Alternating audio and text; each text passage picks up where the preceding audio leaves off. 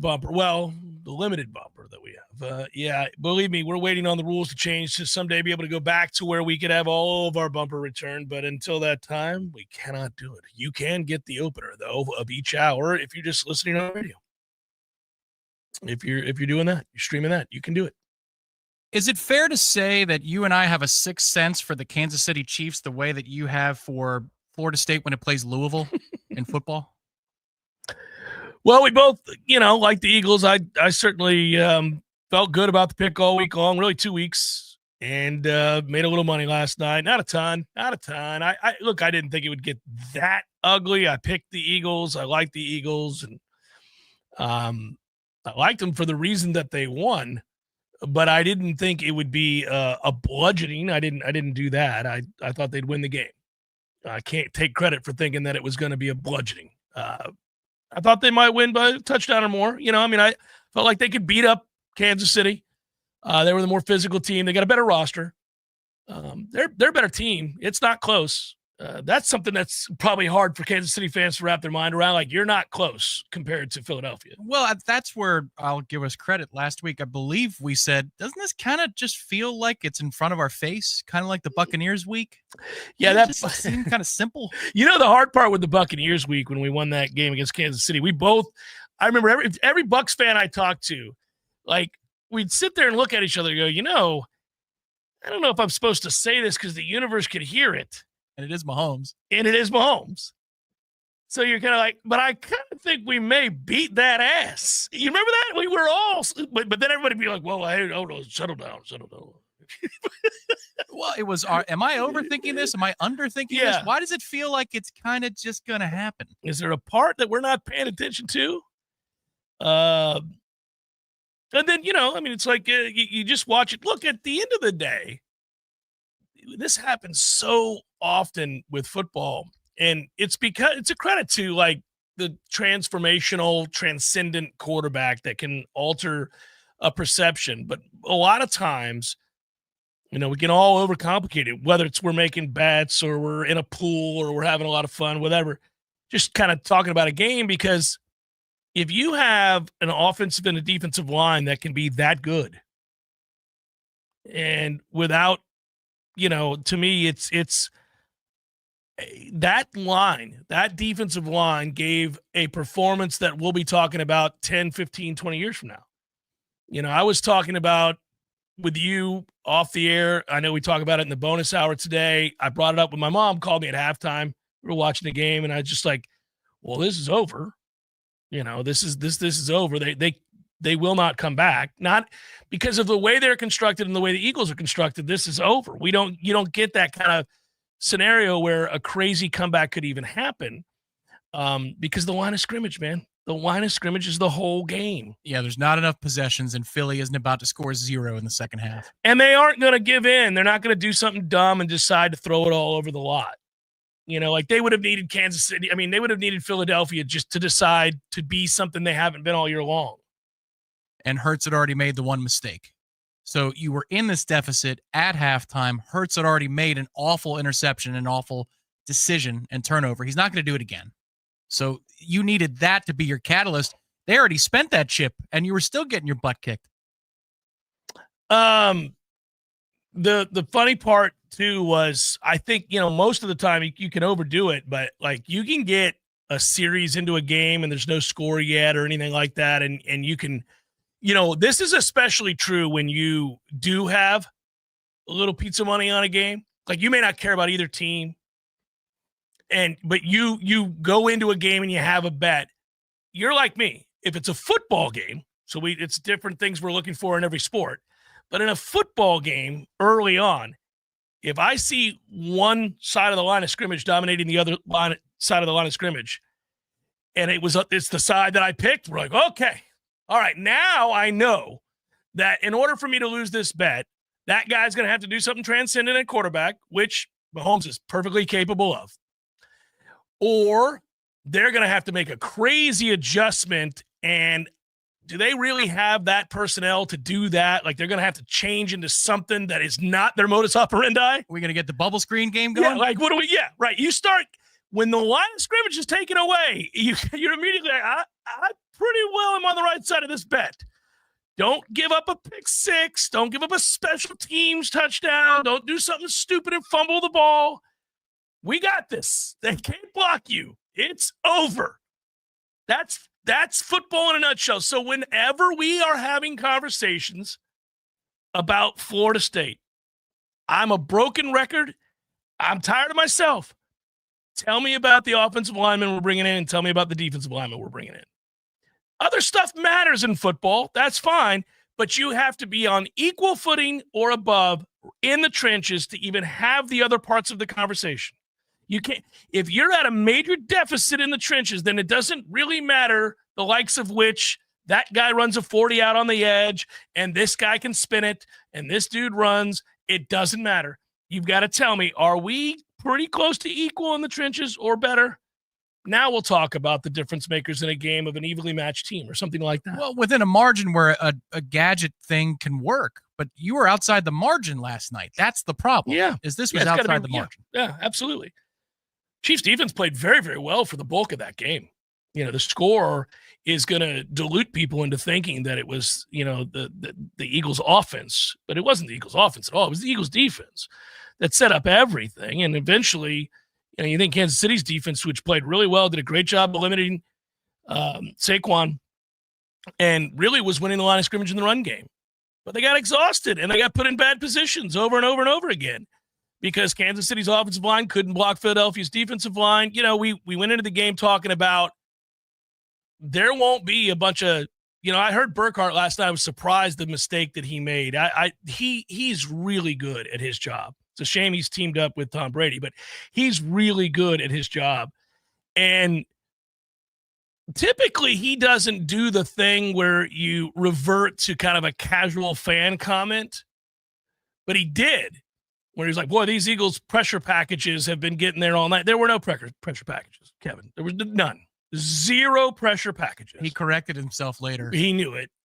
But it was lazy. And he felt, and it wasn't. It was a 4-man rush. They didn't blitz one time last night, not once. The pressure packages are 2 defensive ends and 2 defensive tackles. Those are your 2 packages. And they are beating the bejesus out of these 2 tackles, in particular the 2 tackles. Now, there was, yes, there's moments where the left guard got lit up, but the 2 tackles were brutalized. And bravo, Josh Sweat, who should have won the MVP last night, was an absolute menace when the game was in the balance early. He was the guy, along with that front, that just did all the damage imaginable. And, you know, as good as Patrick Mahomes is, you give any quarterback a situation in which you don't have a run game to fall back on and you can't protect him in the passing game, everybody looks pedestrian. Everybody. Tom Brady has had that happen to him, not to that degree, but all the best have had situations where I can't block it up front. I'm one-dimensional 1 quarter into the game. I don't care how good you are. You're dead. You'd have to be, in terms of a runner, you'd have to be transcendent. You'd have to be Jaden Daniels right now, and even he, like any of those guys, Michael Vick, any of those guys, they can't do all of that just with their legs. Brady's final act in New England was very much that game. Do you recall his last pass that he ever threw as a Patriot was a pick 6? Right. It was the culmination of a game of dominance for the opposing defensive line against his offensive line. And he's a statue. Now, Mahomes had a bit of a gimpy leg, and he's more mobile, even with the gimpy leg, than Brady ever was, right, or more Manning. But his eye level dropped within 3 drives. Yeah, well, and you see him, that far away look of, there's nothing we can do now. I mean, they started to make Kelsey stay in and chip.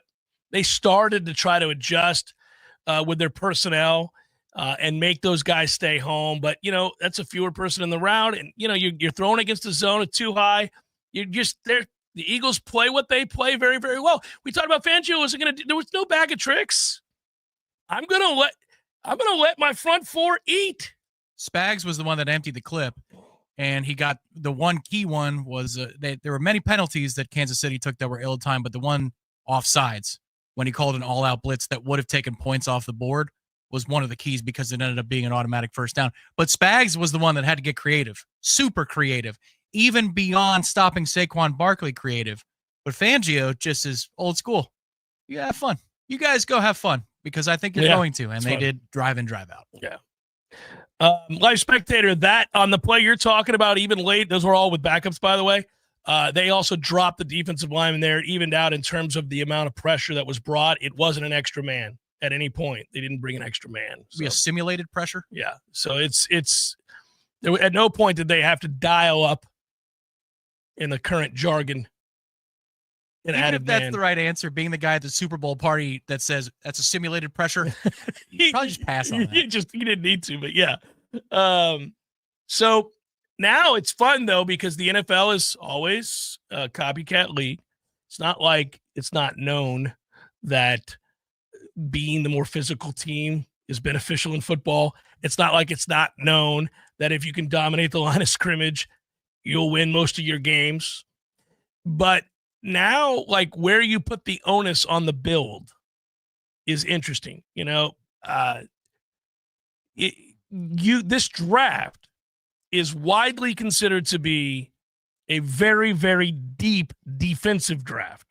Everything you read now, it's a misnomer, and I think over the years I've learned that I was mistaken a long time ago, where I would fall into the trap where people like to describe a draft as being a deep draft or a thin draft, or this is a quarterback draft. Yeah, there are years where the number of quarterbacks coming out that have plus ability that are intriguing might number 7 or 8 or 9 instead of 2 or 3 or 4. Yes. And there may be years where you're like, man, there's 6 edge rushers that all have a chance to be Pro Bowl caliber. It's a deep edge rush draft. You can say that, but people will take that and then say it's not a deep draft. If by deep you mean there's not a lot of quarterbacks or sexy players, 4'1", 40 guys, like that at wide receiver, transcendent, otherworldly running backs. Like, there's no Herschel Walker in this draft, so therefore it's not a deep running back. No, every draft has a depth of talent that will change the fortunes of a number of teams. If you get the right guys, it's always about the right guys, and it's the onus on your need, right? And what you're trying to build and what your overriding philosophy is. But, to me, it just gets easier to do what Philadelphia did. If you're going into this draft and it's considered to be a deep defensive draft already, well, I mean, Abdul Carter is in this draft off the edge. I mean, that's a stud. Arguably maybe the best player in the draft. Hunter is on that list of people, obviously, in the secondary. Mason Graham, the defensive tackle out of Michigan, is a monster on the interior. He could be a top 10 pick. You got the corner at Michigan who's elite. I mean, if you need defense, there are a lot of very highly rated defenders in this draft. And just watching what Philadelphia did, you'd be like, yeah, I'm not going to be bashful. Well, I'm going all in here. And then day 2 or day 3, go grab Milroe and say, hey, can we do it again? Can we go battering ram for battering ram? That's deep down the list. Yeah. But Jalen Walker from Georgia, you've got, there's just a lot. The Walter Nolan kid, who's the defensive tackle that played at Ole Miss. You can go on. Cale Williams, so much. And I'm glad, as a Bucs fan, now we turn it back to the franchise that I care about, and everybody does this the day after the Super Bowl. They look at their club. Okay, where do we match up? Where don't we match up? If you're in that division right now and you just watch that Eagles team, you'd say, well, okay, let's start with I'm the Dallas Cowboys. I'm screwed. I've got no chance. We're not close. Okay, you're over here. Washington, you just got bludgeoned by this Eagles team, but you're special at quarterback, and you've got pieces on offense that work. Where are we going? Oh, yeah, defense all day long. We're going defense. And then the rest of the NFC starts to look at, okay, well, Tampa, we need an edge rusher with the quickness. Yeah. We need a linebacker. We need, probably some secondary out. Defense. Yeah, we could have blocked it up better than Kansas City did last night and been in that fight. Well, so would have Buffalo. And, by the way, we beat the hell out of the Eagles this year. But just point that out. But, yes, there were a lot of teams. I think Baltimore would have blocked it up better. Buffalo, sometimes matchups are a problem. Buffalo's got an all-world tackle. He wouldn't have gotten deposited into Mahomes' lap on every play. Sure, and that would have made a difference. But sometimes a matchup, Well, yes, Kansas City is in a tackle market And many other teams are in an edge market. And Kansas City probably needs 2 tackles and a guard. You got to be thinking, we just did this. We just did this the last time we lost when we got crushed by the Bucs. We went and transformed our offensive line and got it done. They got Donovan Smith for left tackle, Super Bowl champion. Man, it's just, it would stink to be sitting there thinking, I got to do this all over again. Hey, one quick thing to mention. Ira Thomas, we first guessed that would happen at the Senior Bowl. If you guys haven't paid attention, his draft stock skyrocketed. And I waited to see what the write-ups were going to look like after the Senior Bowl. I was kind of like, well, what are the write-ups going to be? He went from, late second round, early third to possible first-round pick. If you look at a list of the top 50 players, and this is in no particular order because, of course, teams draft by need and all that. If you look at that list, 2 different lists. He's in the top 30 players on the draft board. We wasted our time. It just makes me mad. We're going to look back. He's going to be a very, very good NFL corner, and we're going to be sitting around going, we didn't get a damn thing out of Ira Thomas. We didn't get anything. I had a nice little interview with him, but we didn't get a thing out of it. That was a good interview. It was. We didn't get anything out of him. When the internet held up, it was good at least. Just it's so frustrating when you waste when you're in the midst of floundering the way we were and you have that kind of talent on your team. If he goes top 35, then this becomes a very important year for Surtain. Because you could argue, well, I would argue, by the way. Yeah. No, I haven't seen anything impressive yet. But it could have been that the overseer of the operation short-circuited. 100% correct, and we shall see. That's why it's an important year, if that happens. But it's trending that he's not going to make it to 50. Day 2, pick 18. No, he's not. He's trending in the right direction, and good for him. And, hey, throw another Florida State guy in there. Great. We had an influx of a bunch. Not as many this year, to say the least. And maybe we turn it all around again. And all of a sudden, you're like, look at that, 7 more guys. This league is all about the garnet and gold.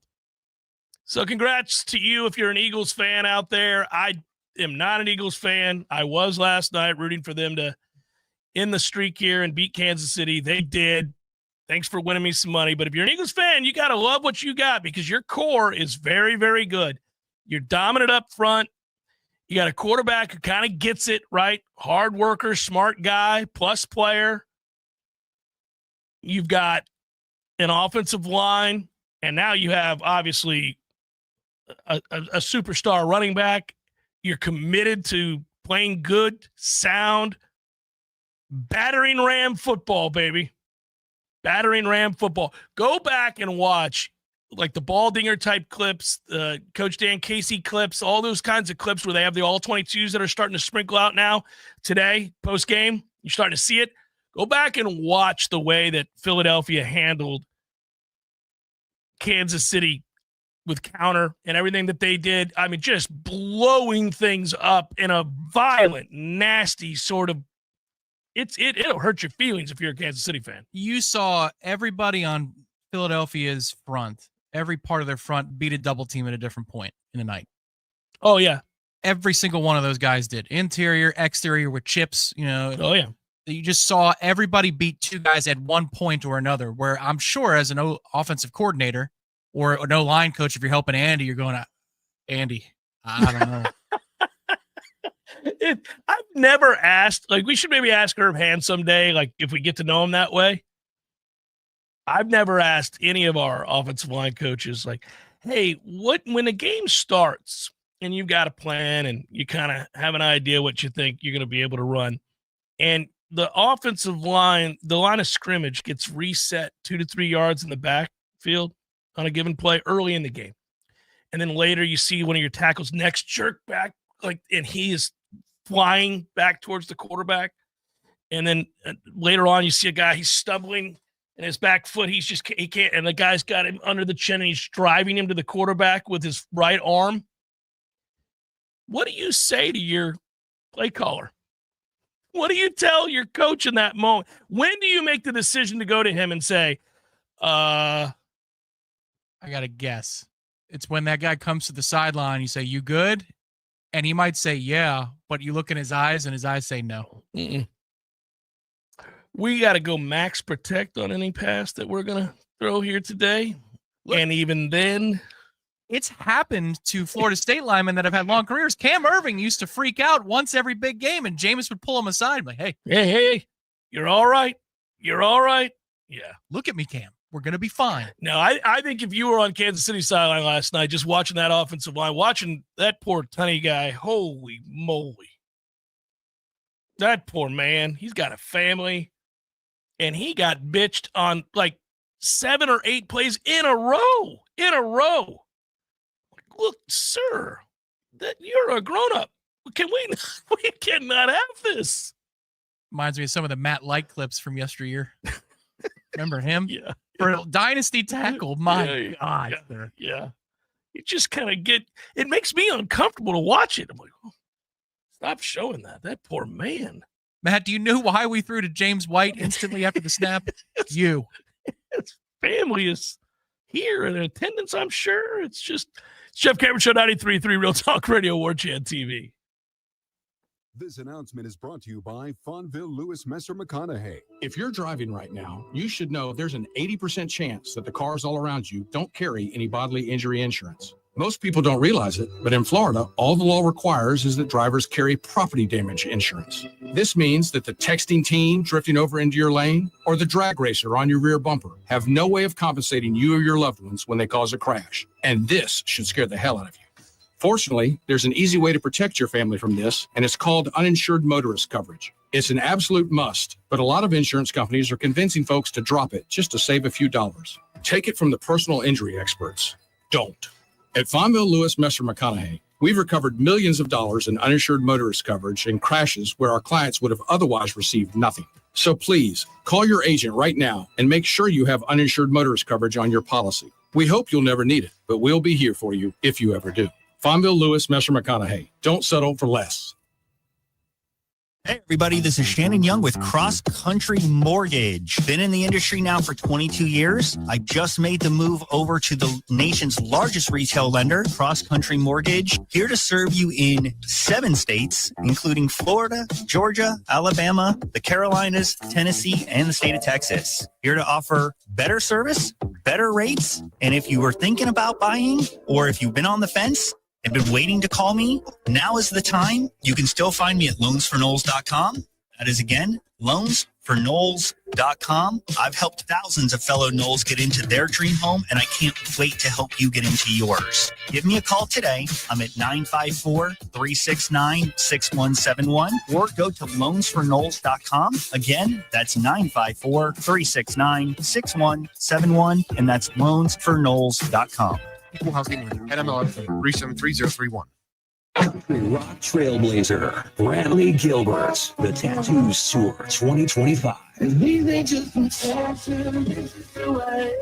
the Donald L. Tucker Civic Center on Friday, April 11th, with special guests Travis Denning and Austin Snell. Tickets are on sale now. Ticketmaster.com. The brand new album Tattoos is available everywhere. For more, visit BradleyGilbert.com. Produced by Pepper Entertainment. There's nothing like relaxing in a hot tub after a long day. But if you don't have one, you're truly missing out.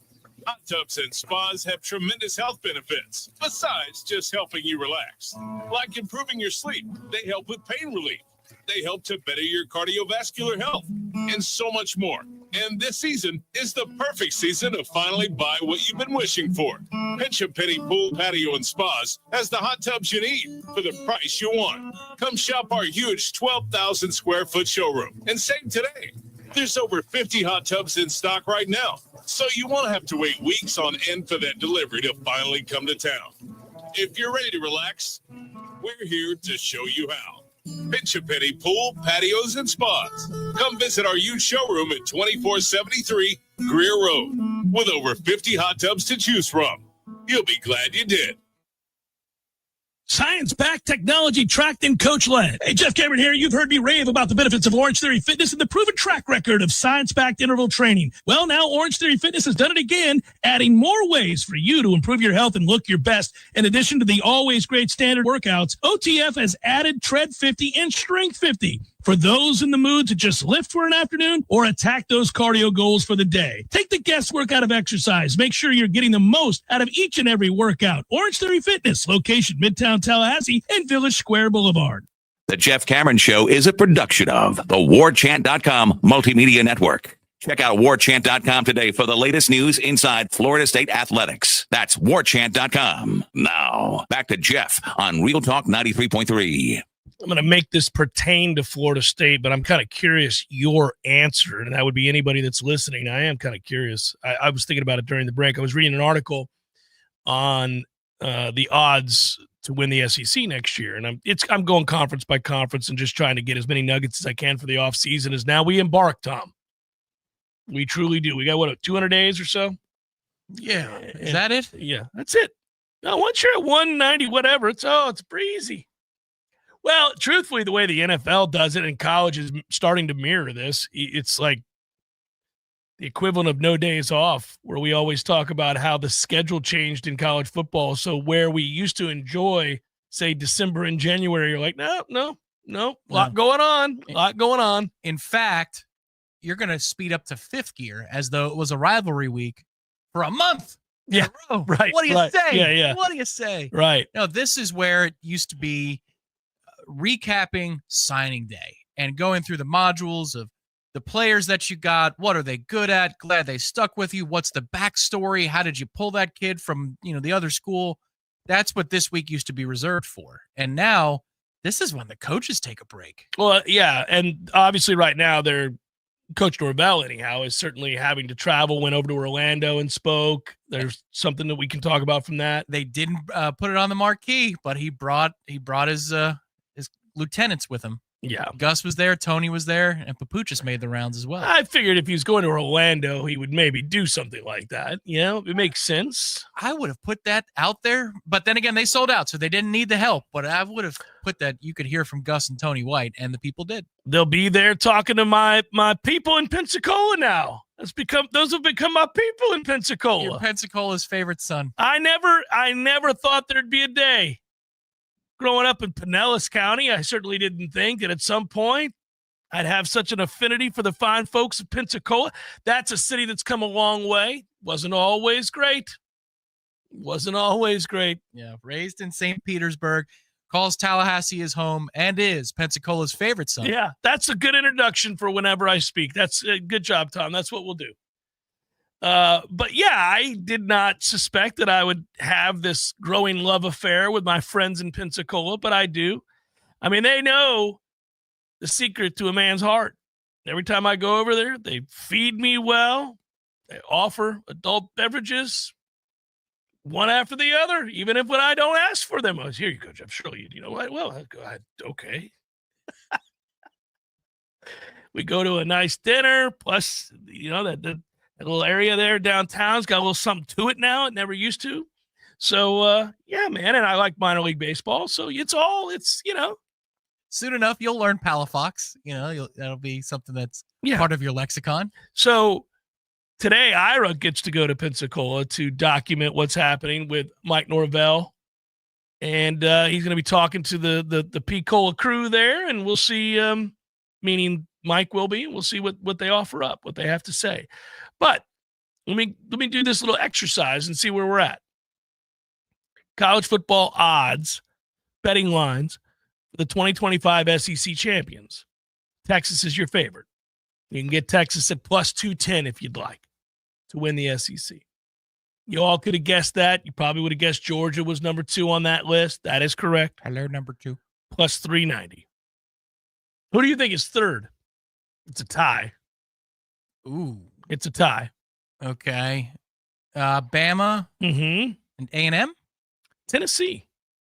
Really? Volunteers. I mean, they did just obviously get throttled in the playoff, but they were in said playoff. Well, Nico's going to get it together, Lewis Riddick told me. You wait and see. You wait and see what this kid can Well, do. he could get better. I mean, you grow. You grow. Gonna need to. So those two are tied at plus 700. So then automatically, because of that tie, we jumped to fifth. Who do you think is fifth? Yeah. There are I'm gonna stick with A&M. No, LSU. Really? Well, they're wrong. But they're also tied is LSU with Ole Miss, not Texas A&M. Tom is really bullish, guys. Yep. He is really bullish on Texas A&M. Well, I do think that if you're going to make the argument, you're going to make the argument that you like Mike Elko as a coach. Yeah, he's a good coach. That's correct. The Lane Kiffin argument could be made. Not sure what the quarterback situation is there, so I'm going to plead ignorance. But if you're giving me Elko or Brian Kelly, I think Elko is going to get more out of what he's got than Brian Kelly will. That is, at least at this point, the track record. A&M went 8-4 last year, 5-3 in conference play. Now, again, this is not an SEC show. I mean, we're talking about the landscape here. I'm going to put a little twist on this at the end. So Ole Miss is tied with LSU. You can get them at plus 1,000. A&M then comes calling at number 7 at plus 1,600. It's South Carolina after that. I put South Carolina over Ole Miss. So then you get into the bottom half of the league and where they're expected. That's where Florida resides, Auburn resides, Oklahoma, Mizzou, Arkansas, Vandy, Kentucky. Boy, Mark Stoops, you should have taken a job. You should have taken a job and rode the hell out. And then finally, dead ass last at plus 50,000. Mississippi State. They ought to boot Mississippi State out of the league. Sweet Jesus. Significantly worse odds than Vanderbilt. Oh, that'll hurt your feelings. All right. So while our feelings are in question, what are the odds if tomorrow Florida State was part of this league and we were doing this same exercise? Where are they? Oh, man. Where are our Noles? It's such a moving this target list. So coming off the season we just had, understanding that it could very well flip, but I'm gonna do this again, but I'm gonna rapid fire this thing, and then I want you to stop me when you think, okay, I'd place them there. This is like Price is Right. I like it. It hurts your feelings a little bit, though. It's an exercise for all of us. It's a humbling experience. I'm gonna hit the woo when it's time for a stop. Okay, so I'm gonna go in the same order that I did, just so you know, and here we go: Texas, Georgia, Alabama, Tennessee, LSU, Ole Miss, Texas A&M, South Carolina, Florida, Auburn. Okay, you got us coming in 10th. Before Auburn, though, I couldn't know who was next after Florida, but I think ahead of Auburn. So ahead of Auburn. Yep. Which means, according to the odds, you've got Florida State to have a better chance of winning the SEC than Auburn, Missouri, Oklahoma, Arkansas, Vanderbilt, Kentucky, and Mississippi State. Yeah, I feel good about that. We should be tied with Florida. The game, it's going to come down to that game. I don't think we should be after we just got. Is it the same roster? Am I forgetting something? Is it the same roster we have here? Same coaches, same coordinators? Okay. Well, that's where Tom has it. Now, admittedly, I think that you might say that's fair. You'd also say it's fair to put us behind Missouri and ahead of Oklahoma, behind Auburn and ahead of, say, Arkansas, but maybe like you could work in some different. Yeah, you could work us ahead of Florida too, depending upon what our schedule looked like in the league. You know, if everybody had Florida's schedule, well, yeah, it's a tough one. Yeah, changes some things. Mm-hmm. But Florida's schedule is special. I just want this to be on our mind as we think about rebuilding, where we're headed, where we need to be in a year's time, where we need to be in 2 years' time, as we etch closer to being out of this godforsaken league. For sure. It's worth remembering that league last year was back to the pack. It came back to the pack in the parity world. Oh, and that's part of the narration right now of college football is that we had back-to-back seasons in which a Big Ten team won the national championship and that the SEC's reputation took a hit. And you might say, well, what does that matter? They're still part of the Big Two. Well, remember, this is a giant TV show. Perceptions of the characters matter. And so you lose benefit of the doubt, maybe, if your reputation is declining. Certainly our reputation fell off a cliff. So let's see how much more we can make it reputable and see where it would be if we had to move to this neighborhood. Where would you put us? I'll do the same thing when we go check all of the odds in the Big Ten. And I'll go through it, and you can hammer the woo when you think, stop, Jeff. You got to stop right there. That's a bridge too far. You said Purdue, and I'm shutting it down. That's right. That's right. The funny thing is, in years past, we would stop that thing way earlier in the Big Ten and then the SEC. And now it's in the probably past, the same spot. Same spot, relatively. It's a fun exercise. We can go through it. I'll do it. I'll save it. I'll save it for another time. Today was just the SEC. Yeah. I just sprinkled it out there for you. Dan Lanning's no good, so I'll stop it before him. That's ridiculous. What do you think the spread is tomorrow if we played Oregon? Off. They turn it off. They have no idea. We're such a wild card. Oh, my Lord. We could be a blowtorch, or we could be a previously lit match. Who knows? Pitch a Penny Pools and Spas. Everything you need for pool maintenance, chemicals, cleaners, pumps, vacuums, nets, covers. They got it. All of it. And if you got an old tub that you say this thing's got to be removed and hauled away, I'm tired of looking at it. It's no good to nobody. Well, it is to Pitch a Penny. They'll pick it up, and they have a solution. They'll even give you some money for your old beat-up hot tub. You could apply it to a new one. They make it easy. Go check them out. Having an amazing hot tub is not out of reach at all. Go see them today on Greer Road. Find out for yourself how easy and affordable it really is. Pitch a Penny Pools and Spas. If you're ready to relax, they're ready to show you how. This is meteorologist Paul Trombley with your Real Talk 93.3 weather update. Chance for showers this afternoon. Otherwise, sunshine mixed with clouds at times. Daytime highs approaching 80, southerly winds around 5 miles per hour. Slight chance for showers tonight. Lows level off around 59, cloudy skies. Daytime highs approaching 73 tomorrow. A mix of clouds and sun. This report is brought to you by The Lawn Johns. For all your landscaping and lawn care needs, visit thelawnjohns.com. Currently 76. Hey, no fans, our partner ISF Inc. is a national management and IT consulting firm located right here in Tallahassee, Florida, solving the future for state governments through strategy, process, and technology. As a trusted advisor for state governments, ISF knows the importance of defining a clear and detailed strategy. Our friends at ISF can help your organization create a strategy that sets you on a path to success. ISF, your vision plus our expertise brings your brilliant ideas to life. Visit ISF.com to learn more. ISF, solving the future. Paid for by Hims & Hers Health. Hims & Hers Weight Loss is not available everywhere. Compounded products are not FDA approved or verified for safety, effectiveness, or quality. Prescription required. Restrictions at forhers.com apply. Wegovy and Ozempic are not compounded. With Hers, you can access doctor-trusted weight loss plans, like compounded GLP-1 weekly injections with the same active ingredient as Ozempic and Wegovy. Based on pricing through Hers, save up to 91% per month with compounded semaglutide, the same active ingredient as the name brand drug. Get started at forhers.com/start today. That's forhers.com/start. For nearly 2,000 severely injured veterans, everyday life has become filled with barriers. So we build specially adapted homes at Homes for Our Troops. And thanks to our donors and supporters, this life-changing gift of freedom is provided mortgage-free to these veterans. But we need you to join us, too, in completing this important mission. Please visit hfotusa.org and help build homes and rebuild lives. There he is. Haven't seen this guy since, what was it? Oh, shoot. You two at the Sphere in Las Vegas, baby. Hey, how about that, man? Wasn't that fun? Good show. Good show. Everything about it. Nearly perfect. Nearly perfect. I had everything I could possibly want. I wanted one thing, couldn't find it, and I looked everywhere. No Cubans. What do you mean? No Cubans. There was Cubans. No, I didn't see any Cubans. Dude, I'm sure there was Cubans there. I mean, No, I walked around. There was a moment right before the show. I thought, got to find some Cubans. Nothing.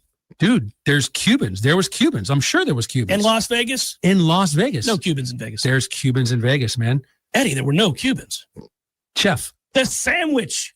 There were no Cuban sandwiches. You're Cuban. Of course I know there were Cubans there. Oh, the sandwich. Yeah, no, there probably wasn't many there in Vegas. No Cubans. No, not yet. Gordo's, bringing the flavor and flair of Cuban food to Tallahassee since 1996.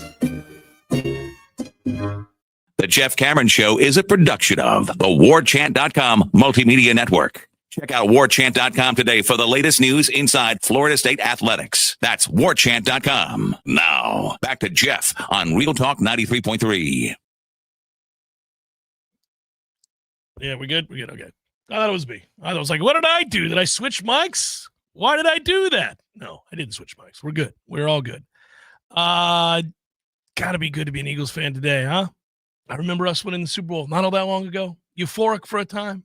They've had a nice run in 2 sports. and 8 years. Yeah, and they've seen their Phillies win one in their lifetime, which they thought for most of their lives would never happen. They've Depending picked on up, your age, yes. yeah, and they picked up a nice couple of playoff series wins with the Phillies. Sixers tantalized them and kept them interested at least. Flyers not so much in the last little while, but it's been a decent run for Philly the last 15 years. Yeah, it's not dissimilar to Tampa. We've had not as productive. I mean, but I'm saying, we have 3 Stanley Cups, 2 recently, and a Super Bowl win. But they've got an extra Super Bowl appearance in there too. They do have another one of the big 4 sports. We don't. Yeah, we don't. Yeah, we don't. We're have fairly efficient there. Yeah, and the Rays, for what they are, they go to the playoffs frequently. They haven't won the whole thing, but they've been successful. Yank Snell out of a key game in the World Series. Kind of matters, that decision there. Yeah. Man, Kevin Cash, I still wonder to this day, sir, this was not game 87. This is the World Series. Kevin, I admire your discipline to stick to the system. But, I mean. You wonder if a bench coach was like, look, I know what we do on a Tuesday in the regular season when we have a game tomorrow in Anaheim. But this is game 7 of the World Series. He is shoving. There's no cause whatsoever to take him off the mound. Now, I may get in trouble for this, but you tell those analytics geeks we're going to buck the trend in game 7, all right? You're sitting on Clearwater Beach, and you see that the tide is receding, and you hear sirens for a tsunami, and you gave up the drink a long time ago, and you're at a bar. I think you can have the drink, Kevin. Think you could probably do it. It's okay. You might need to. This is the one. This is it. So after a Super Bowl victory, and this is how it is for championships in all the big cities, they did it, and aforementioned did it down in Tampa. I'm curious, did you ever go to a championship parade? I've never had a desire to. None whatsoever. They could have one down Monroe Street if Florida State wins the national championship next year, and I won't go. Hard pass. Having been in a parade on Monroe Street, I'm done. Yeah, well, I was in a bunch of them, right? Yep. But no, parades suck. 99.9% of parades are ass. Millar sold me down the river on that one year. He said, no, it's really fun, actually. Yeah, there you go. And guess what? I showed up, and guess who wasn't there? Matty. Yeah, no, because he got you to go. That's right. Yeah. In that awful red van. So much fun. Eric Llewellyn and I were driving that 1270 van together 20 plus years ago. That thing sounded like it was going to come apart every time it went over a bump, let alone a railroad track. Yeah, the parade, man. If you have little kids, they love a parade. You go, the kids are like, oh, hey, and they do the waving. Other than that, it's no, sir. Do you remember the Garnet van that they had purchased temporarily just before they got the giant truck for TNT? Oh, my God, I forgot about the giant truck. And the Hummer for X? Yeah. As they were firing people, they brought in these two $75,000 vehicles. What is this so about? Check out the new cars, everybody. Yeah. But thank you for your service. We appreciate you. Mm-hmm. Yeah, that Garnet van, if you broke just a little too hard, would yank 90 degrees to the left. It was an adventure to drive. And it was in a parade. Yeah. A little dangerous. Yeah. I want to know now, you're going to say that I'll save it. I did something I never do. I tuned in briefly for the women's basketball game. Am I a curse? Am I the curse? Am I the problem? We don't play that many big games, and when we host them, we always get crushed. We always, Tom, that's just empirically, I'm just saying, we get crushed whenever there's some excitement surrounding the game. Well, you just need your breakthrough moment. I think you are cursed in this regard because even when there's good news for Florida State women's basketball, for some reason, there's always a qualifier in there. So I think it's the gods returning the favor back to you and saying, you can't enjoy this. You're not allowed. If you're going to watch it, we're going to change the outcome. But why would they, hey, listen, punish me. Don't punish them. But you know what? Sometimes don't punish the ladies. I mean, just make something bad happen to me. Why are they out there taking this ass kicking on my behalf? There's no reason for that. It's because you can't enjoy it when it's good. Because I don't trust it. And then when I'm trying to trust it, that happens. Every effing time. Every time. I'm like, okay, I'll dip my feet in the water. And there's an alligator. It's like something always. As soon as I do, I'm all right. Everybody's talking about this in the chat every week. They bring it up. Ass kicking central every time. I'm like, okay. I one time texted Sue Simrau back in the day and said, because she was going to come on the show. We had Sue on a regular basis. You remember that? And I said, Sue, I don't think we should do it. And she was like, what do you mean? I said, well, listen, I like you. We've gotten along over the years really well, and I want the Noles to win. Whenever you come on, because it's a big game at home, it doesn't go our way. Things don't work out, and I'm beginning to think it's me, and so we just need to leave it be. And she laughed. She's like, no, that's on us. She's class act. She took full responsibility. But every time there was this sense that this one's going to be different. This one's going to be different. I'm like, okay, this one's going to be different. And it never was. It never was. Always turned into an ass kicking. And now we don't do that as much anymore. And I should. Brooke and I get along swimmingly. But maybe that's what I got to do. Have her on. And maybe there's a reverse curse here. There you go. You got to break it. That's right. Unabashed positivity. And that's the power you need right there. Okay. Because I just started laughing. It was all unfolding. And I'm like, there's no good way for me to bring this up because people know I don't talk about it. So now if I talk about it, they're like, oh, sure, now you talk about it. They take an ass kicking and you're going to talk about it. But I just wanted you to know that I was trying. I was trying to. There's a little bit of that. Yeah. That's not, but that's what people will say, Tom. And I knew that. But that's not what I was legitimately like, okay, well, let's see what all the fuss is about. I'm just saying, I don't know in the history of the show that there's ever been a perfectly positive. I don't think that's true. No, that's because not it always devolves into, well, the men's game's better at some point. Because it is, but you brought it up this time, not me. But you're asking my bad luck, and I'm saying I think that's what it is. No, there were times that I had Sue on this show where I didn't say one negative thing, not one negative thing about any of the players, about nothing, not about the overall game or lack thereof, none of it. I was just a straight up asking questions about the matchup and talking about our star players. And I was serving softballs in the effort to make all this go the right direction. I think you're right. I think maybe I just need to have Brooke, come on. Maybe that'll do it. Maybe that'll be the thing that turns it all around.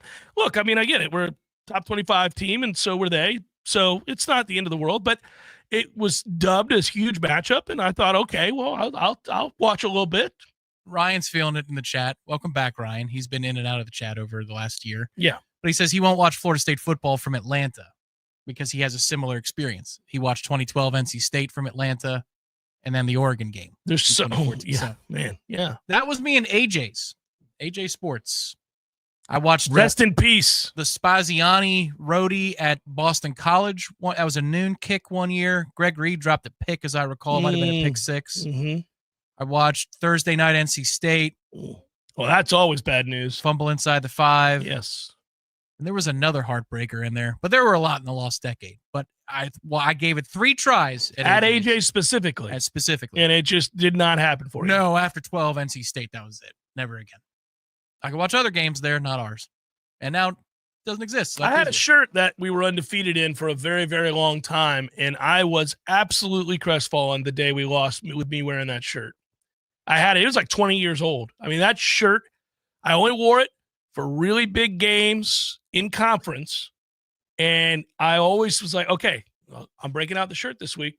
We got less than a touchdown spread here. It's a big one. Let's go. And we would win. And then one day we lost, and I knew I got to burn it. For 2012 NC State, I was at Rummy's, the now defunct Rummy's, watching that game because we had a Rummy's watch had party. good pizza. You know what? It really did. Really kind of quietly amidst all the other Solid problems. bar, too. Yeah, Rummy's had quality pizza. One of our friends at Corner Pocket, who shall remain nameless, chucked his flip-flop at the television and when broke we it. lost that game.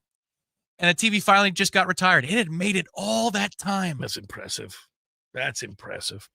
Hour number 2, forthcoming. Stay with Jeff Cameron Show 93.3 Real Talk Radio, Warchant TV.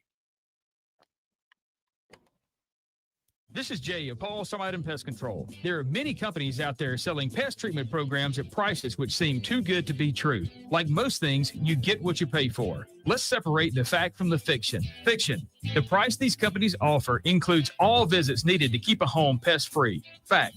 Their prices only include regular visits for exterior treatments. If you encounter pests inside your home, these companies will charge you for additional visits. Is that really pest prevention? At Paul's Termite and Pest Control, we always apply exterior treatments, but our plan includes a significant difference. Whenever you encounter an interior problem, Paul's technicians are there, usually the same day you call, and there is no extra charge. With ProShield, you'll never pay extra for providing the service we promised. Pest prevention for your home, and we'll be there as many times as needed to honor our commitment with no extra charge. Paul's Termite and Pest Control is a local company that proudly served the Tallahassee area for over 50 years. For the elimination of termites and any other pests, call Paul's. We'll get them all. And we make lawns greener, too. At Epps Decorating Center, we're your locally owned Benjamin Moore retailer. We're your store for quality with brilliant and durable paints in a variety of sheens and thousands of colors. We're your store for service with one-on-one advice for contractors and homeowners. We're your local experts, and we're here to help with all your painting projects. Benjamin Moore, available at Epps Decorating Center with 2 locations in Tallahassee. Find a store near you and visit EppsDecorating.com. That's EppsDecorating.com.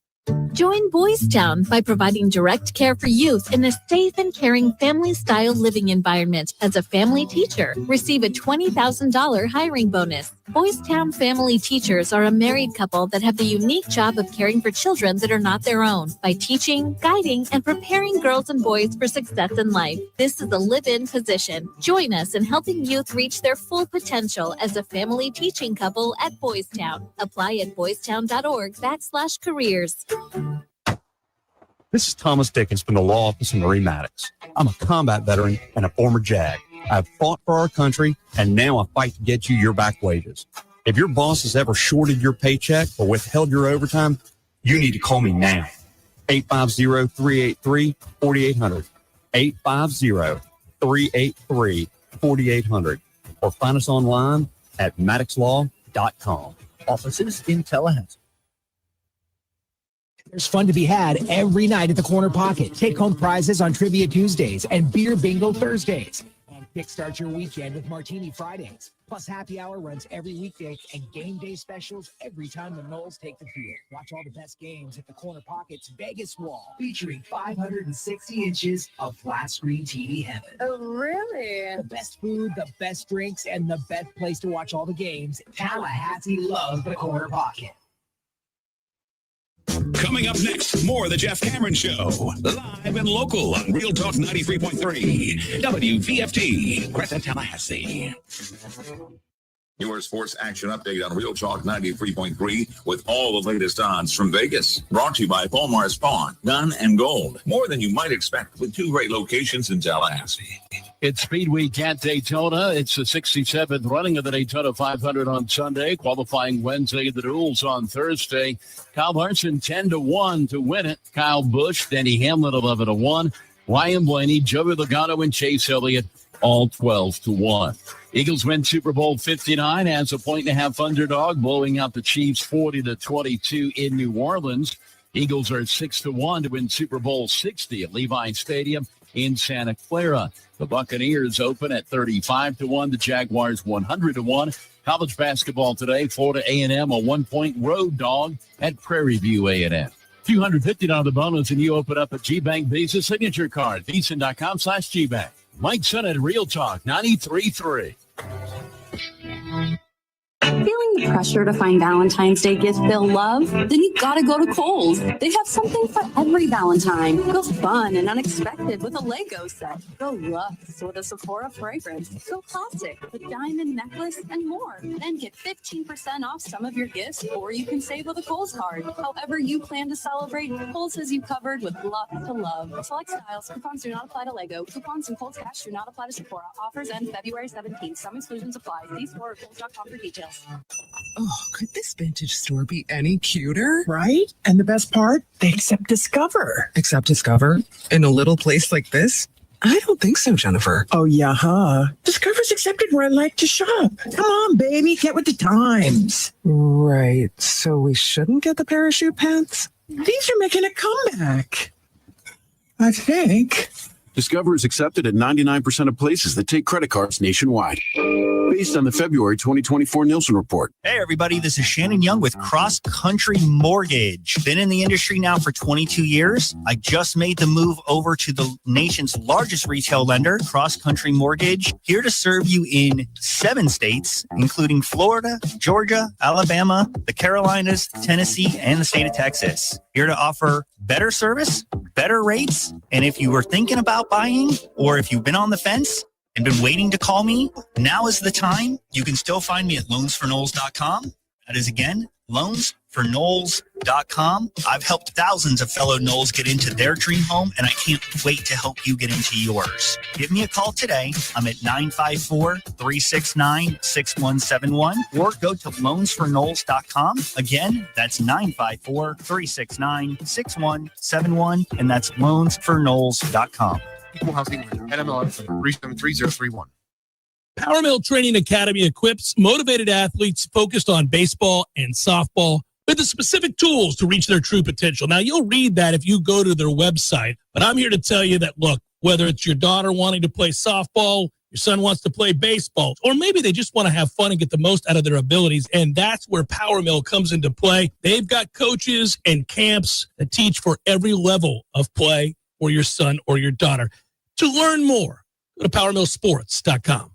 Science-backed, technology-tracked, and coach-led. Hey, Jeff Cameron here. You've heard me rave about the benefits of Orange Theory Fitness and the proven track record of science-backed interval training. Well, now Orange Theory Fitness has done it again, adding more ways for you to improve your health and look your best. In addition to the always great standard workouts, OTF has added Tread 50 and Strength 50 for those in the mood to just lift for an afternoon or attack those cardio goals for the day. Take the guesswork out of exercise. Make sure you're getting the most out of each and every workout. Orange Theory Fitness, location Midtown Tallahassee and Village Square Boulevard.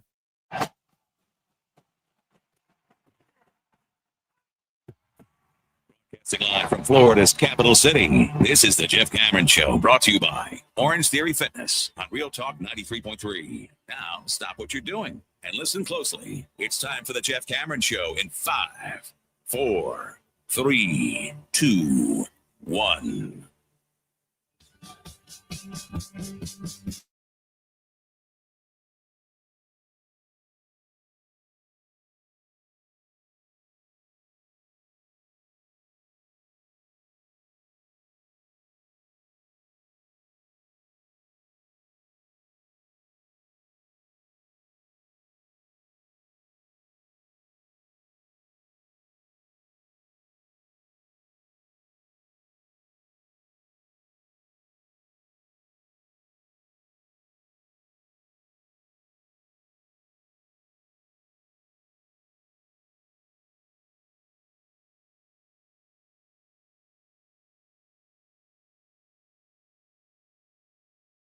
Another year in the books, and everybody takes stock of what their team needs to do and what's possible and what's not possible, what we're all hoping for and all that. So I'm kind of interested.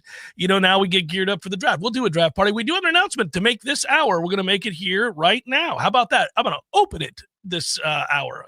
But now you're okay with it, but there are some maybe caveats to it. We have to kind of, people can't act upon it just It's yet. a save the date. We'll do it that way. Yeah, I was searching for that. I was date. searching for that. I was trying to think, how do I present this? Many of you have inquired, and it's that time of year. When is it going to be? When is the tournament going to be? The Jeff Cameron Show golf tournament that is an annual occasion and has been for some time now. We had that little respite where we missed some years and then came back on board. And I'm so happy we did. And it's been a great success as we have teamed up. Second Harvest of the Big Bend has become a great source of help. And they do wonderful things in the community and the surrounding areas. And so we're going to do it again.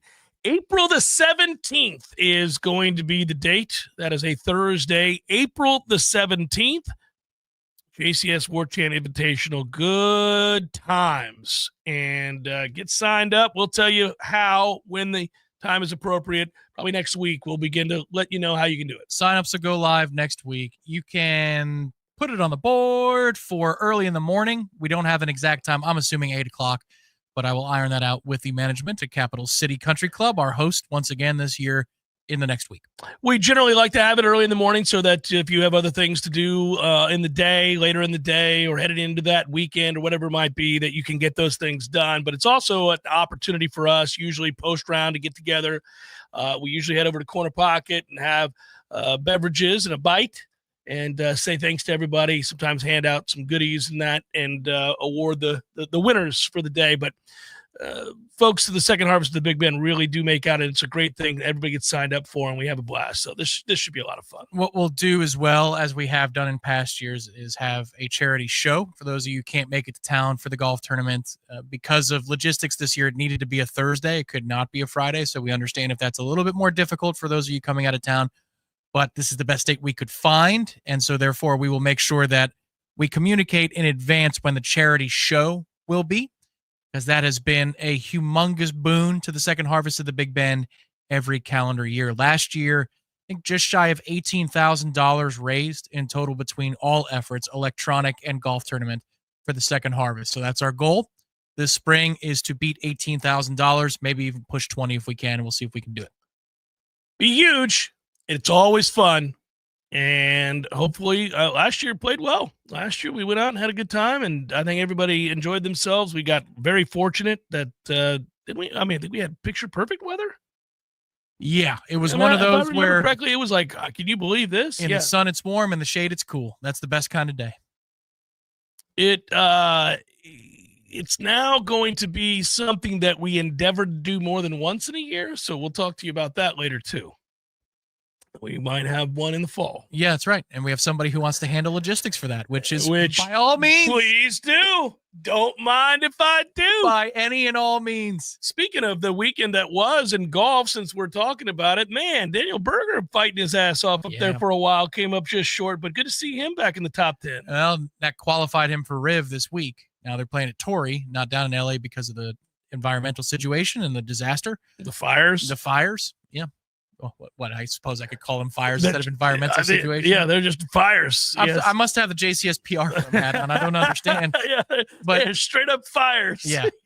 Berger played very, very well. And Justin Thomas made a comment about him. I don't know if you caught this yesterday. And it's something that will make you laugh because of Daniel's reputation. And Justin said, there's nobody in the world that has more of my money than Daniel Berger. We play all the time in Jupiter. I cannot beat him. There's nobody in the world who has more of my money than Daniel Berger. So some guys on the tour are, guys that are motivated by something other than money. Some really love the amount of money they can win by playing well. Daniel really enjoys the perks of the money that comes with playing very well and is fueled by that. And there's nothing wrong with that. It's your job. Go out and win and be rewarded accordingly. And if you win a lot, you make a lot of money. And if you don't, you don't. That's the way it works. The gist I got from Justin Thomas, who's having a very nice start to the season and feels as though he's on form, was that he was relieved that Daniel was doing it outside of that setting. Because JT might have been second-guessing himself, saying, this guy hasn't done a thing in years. He just keeps taking my money. What the hell? Yeah. Over and over and over again. By the way, speaking of the tournament this week, Tiger did withdraw from his own tournament, the Genesis here. That's a sad story. Crying out loud. Well, no, not due to injury. His mom died. So, yeah. So that's a toughie. I rescind that comment. Yeah. So his mom died, and he said, I wanted to play, but obviously I'm dealing with that. So, and he said more eloquently than that. Well, damn it. I was going to play, but mom up and died. Yeah, no. Sorry about that, Tiger. Yeah. Probably better for the back, too. Torrey looks as though it's more hilly than Riv. But yeah, I don't know how healthy he is or isn't. I know he wasn't ready to go right off the bat. So who knows if we're ever going to see him be remotely competitive again. Whenever you watch the TGL stuff, he looks like he can still swing a club really, really well. He's going to compete at an Open, and he's going to – I hope he does more than the Freddie Couples Tour, which is – show up at the Masters. Oh, my God. On every moving year. day, shoot 65, and then be in the final 4 pairings for a few years and then totally fizzle. I hope he does more than that. But I believe he's going to do something at Sawgrass before his career is over. That is a place. Well, he's won it. But if you look at the history of that event, old timers can win there. Fred Funk won there. Yeah, he did. Yeah. And Freddie was, I mean, come old. on now. Yeah. Old. Yeah. By golf years, yes. Because it's shorter. It's shorter and it's a flatter setting. Also, if you catch a year where it's a little bit warmer in March, that all fits what Tiger needs for something to happen, something good to happen. Well, I think we both agree that there'll be some moment at Augusta 5-6 years from now where you're done talking about it. You're not even thinking about it. And then like Saturday's going to roll around. My man's 5 strokes within the lead here. This is Right. What is happening here? Yeah. Well, if Nicklaus's history is any indicator, he's already had his 1986 moment. Yeah. Tiger has. Yeah. But Nicklaus had 96 when he Which took people O'Meara forget down about. to the mattresses. Yeah, That yeah. was unbelievable. Yeah. He was ancient. You're like, this is incredible. What the hell? Well, and I'm still pissed that poor Tom Watson got the bad break at the British. It's a perfect 7-iron. Yeah. You're like, no, what is that? And the putt is the Tiger noise. Yeah. The putt, every time I see it, I'm like, oh my God. He started walking after it before he hit it. Yeah. It's like, oh, no. Missed it. Yeah. He says missed it as he takes the club back. Oh, that's no good. That's We all know that feeling. No chance. no. It could be from 3 feet. This ain't going in. Well, that's no good is pretty funny. It was no good last night for Kansas City, who at one point, and I'm going to continue to beat the drum about this, with under 5 minutes to play, Tom, this was a 40-6 game. It was 40-6 before those 2 useless ass touchdown passes cost me my over-under bet, but also just to make that score even seem like this was a game seems farcical. I'm just so disgusted with the NFL and how they rigged this whole thing to get Kansas City into the Super Bowl only to have them embarrassed. Give us a better Super. Why would you rig it consistently just to have them arrive there to get their block knocked off? That makes me feel as though I was cheated out of a good Super Bowl. What the hell, NFL? Get it together. Well, funny story. There's 2 that developed over the course of this week with Philadelphia. And it reminds me a little bit of 2013 with Florida State before we played Clemson. It reminds me a little bit of Tampa Bay before they played Kansas City in the Super Bowl that we won most recently. There have been these kinds of moments where from the inside, you know something. And you know about a matchup that is not going to go well for the other team. And how you talk about that amongst each other, how you frame that as a coach, knowing that you see the same film that they see, how you get guys to not get oddly, this sounds odd to say, but how you get guys not to be overconfident because, again, the eye in the sky doesn't lie. They see the matchups and they're going, he can't block you. That dude is not going to block you, and he's not going to block you, and you are going to destroy that guy. And this is the makings of an ass kicking. Well, they first guessed it, and they bothered to tell a few people. The Eagles, it's a pretty cool story I was reading earlier this morning. Quote, unquote, this is funny, defensive line coach Clint Hurt delivering a message to his team the day before the game. All respect to the Chiefs, but I know who we are. I know what we're about, and there's really no reason for this game to even be close. Pretty cool. Pretty cool to say that, right? And then from there, obviously, we saw the clobbering of which we speak and how helpless and hapless Kansas City's offense looked in that game. And, it's got to be tough because if you're Mahomes, look, you've already done some unprecedented things and you've got a long time still to play. But I think today you're likely asking yourself, like, okay, we're really probably rebuilding right now. We're good. We're obviously a good team. But the level of where Philly was in this game and where they were when they were all in and everybody was focused and everybody cared, and it's not like week 7. This is it. We're not. Everybody's all in. Chips in the middle of the table. It was not remotely close, to the point where you could argue rightfully that Baltimore or Buffalo or whomever would have given Philly a better game. Sometimes it's the night. Sometimes it's the matchup. Sometimes it's certainly injuries that you may have, whatever it could be. But at the end of the day, that performance, clearly, if you read his quotes after the game, caused him to look inward. Now, like a real leader, he took the blame, even though his offensive line was a travesty.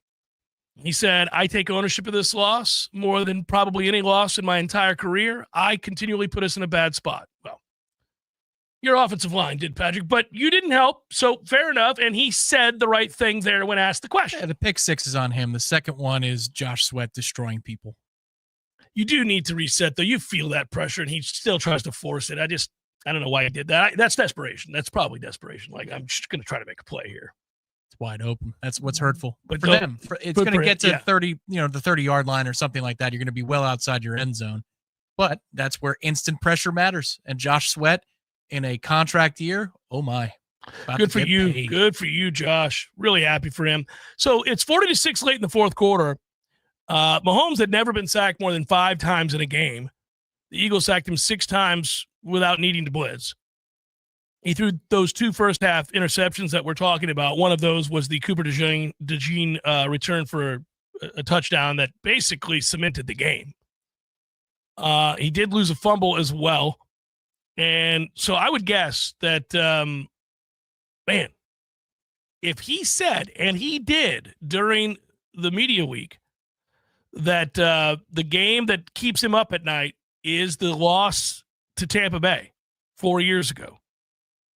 And that they could not, we rushed the passer all night long, but that was a different sort of matchup in the sense that Tampa Bay brought pressure all over the place, from the secondary to linebackers to, they did it. They brought it from, those were pressure packages.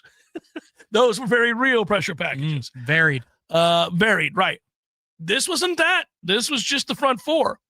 And he said, that game now has company. And he was asked about it. And he says, yep, I stunk in both. That's not true. He didn't stink against Tampa Bay. He was one of the few bright spots for them. That is one of the best bad-looking stat lines, if you watch the game, you'll ever see. Well, you remember the audio of Mike Evans turning to, I believe it's Godwin, and saying, holy moly, this guy's incredible. Yeah, the both of them took turns saying, how does he do that?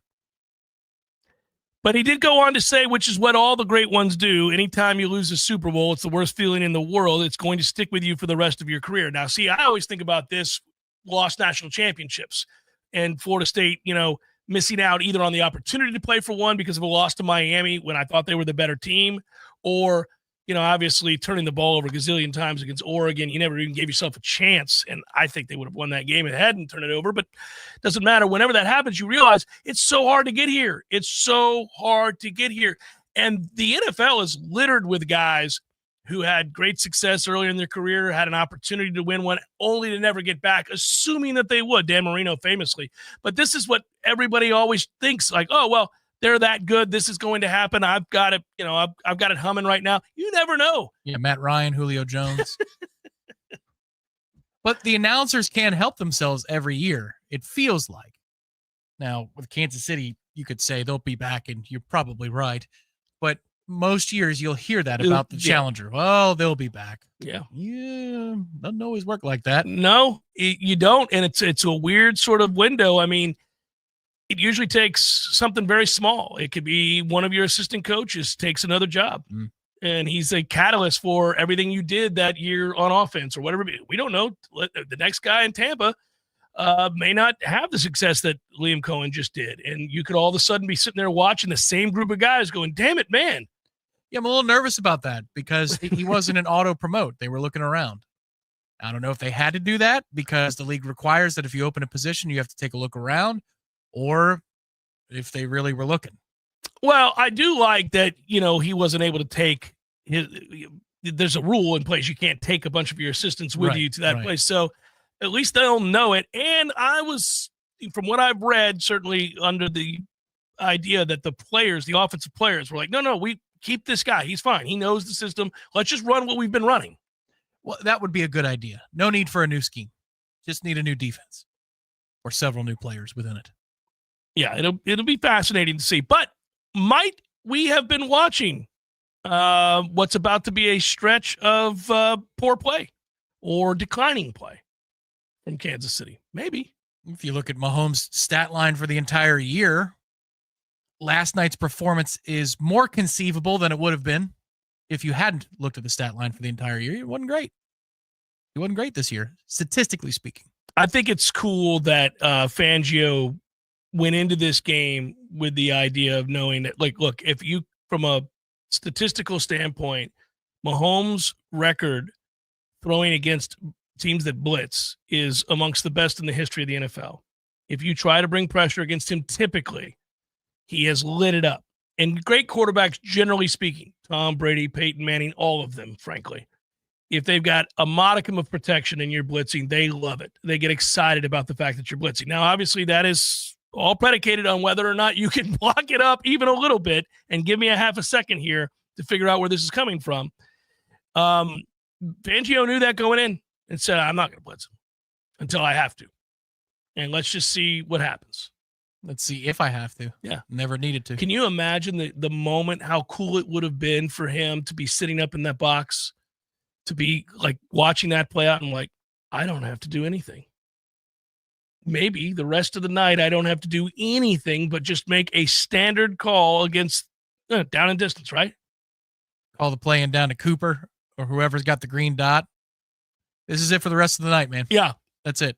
You won't hear from me. Too high. Yeah. Let's mix it up underneath a little bit. It's going to be so. You tell the front, go eat.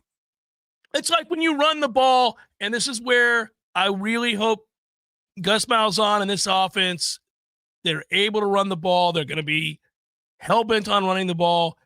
Those moments in any game, the first quarter, crucial. We'll be watching that going, all right, we getting a push? Can we run the ball? Because if we can run the ball, everything's going to be fun today. Everything's going to be fun today. Just like in reverse last night, I don't have to bring pressure. My front four is going to eat. This game is over. Yeah, it's between the tackles on first down. How consistently successful is that? And if it's not, you're not quite out of options yet. But what you need to see is how the timing of the offense confuses communication. Is Alabama late at the snap, getting communication in with linebackers and safeties and corners? Do they look after a play confused and or angry at segment mates? Are they pointing at fellow linebackers? That was your responsibility. No, it was yours. Yeah. Right. Yeah. That type of stuff. That's the second thing. You're looking for push, and then you're looking for those type of indicators from the defense that tells you that they're not comfortable.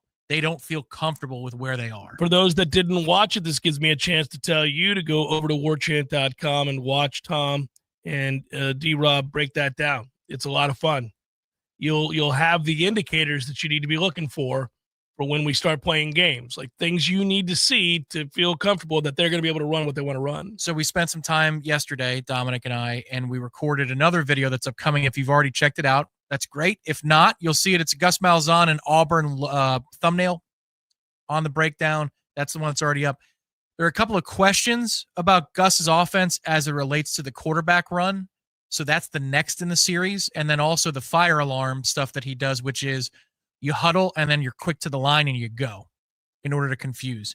And it's fun because it's a lot like he does a lot of things that remind me of Gruden, where you have a lot of movement pre-snap to isolate matchups and indicate what's coming.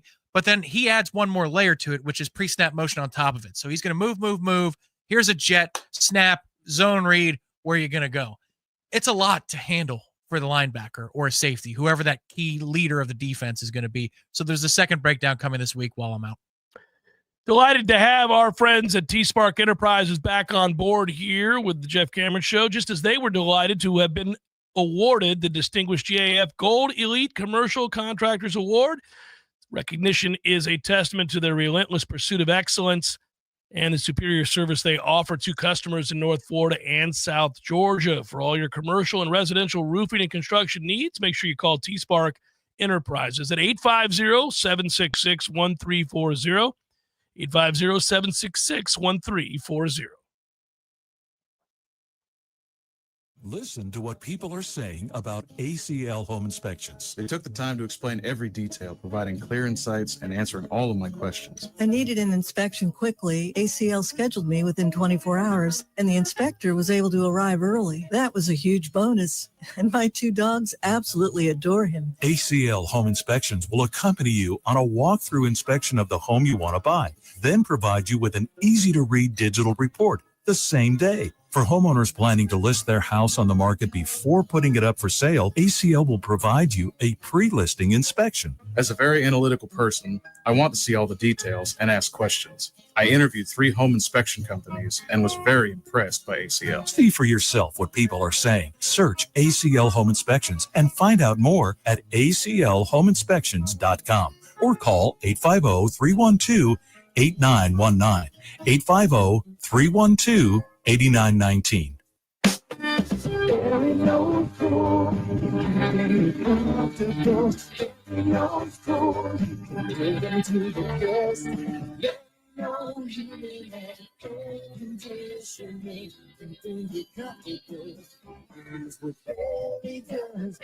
No matter how busy life gets, your home is the place where your family and friends show you they care and celebrate with you. That's why the professionals at Barano Heating and Air Conditioning always make sure your home is comfortable. Just like those who matter to you most, Barano will always be there for you. This is Tyler from Barano Heating and Air. Now you can schedule an appointment, purchase or renew your service agreement, or pay your bill from your mobile device. Any day, anytime, anywhere. When you turn to the experts at Carrier and Barano Heating and Air, online at baranoac.com. Florida license number CAC 1816-186. There's nothing like relaxing in a hot tub after a long day. But if you don't have one, you're truly missing out. Hot tubs and spas have tremendous health benefits, besides just helping you relax. Like improving your sleep, they help with pain relief. They help to better your cardiovascular health, and so much more. And this season is the perfect season to finally buy what you've been wishing for. Pinch a Penny Pool, Patio, and Spas has the hot tubs you need for the price you want. Come shop our huge 12,000 square foot showroom and save today. There's over 50 hot tubs in stock right now, so you won't have to wait weeks on end for that delivery to finally come to town. If you're ready to relax, we're here to show you how. Pinch a Penny Pool, Patios, and Spas. Come visit our huge showroom at 2473 Greer Road with over 50 hot tubs to choose from.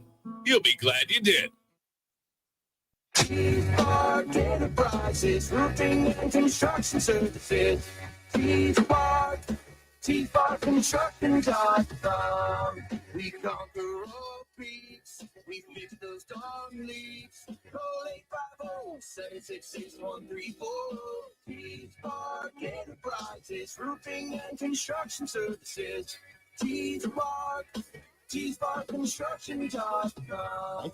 CCC 1331204. Science-backed, technology tracked, and coach-led. Hey, Jeff Cameron here. You've heard me rave about the benefits of Orange Theory Fitness and the proven track record of science-backed interval training. Well, now Orange Theory Fitness has done it again, adding more ways for you to improve your health and look your best. In addition to the always great standard workouts, OTF has added Tread 50 and Strength 50. For those in the mood to just lift for an afternoon or attack those cardio goals for the day. Take the guesswork out of exercise. Make sure you're getting the most out of each and every workout. Orange Theory Fitness, location Midtown Tallahassee and Village Square Boulevard.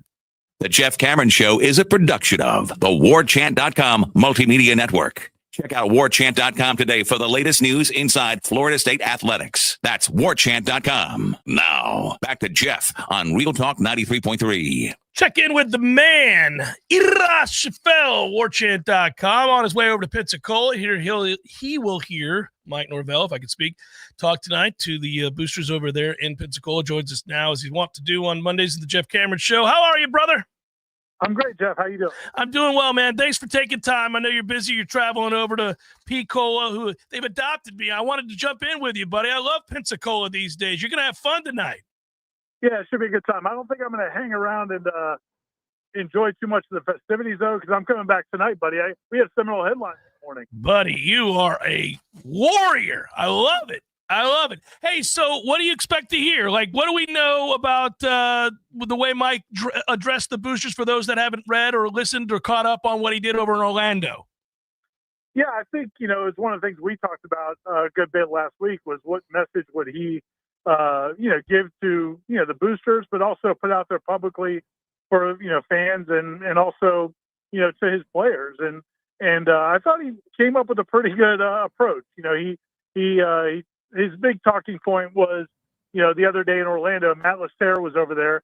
And one of his big talking points there was, listen, man, they definitely slipped in terms of not just the talent, not just the maybe preparation, but they slipped in terms of, the intensity, the edge, the focus, the determination, all those intangibles that he felt was a big part of Florida State football turning things around. And then you go 13-0 and you have the disappointing, obviously the opt-out and the snub and all that at the end of 2023. And he felt like they never regained that same edge, that same intensity.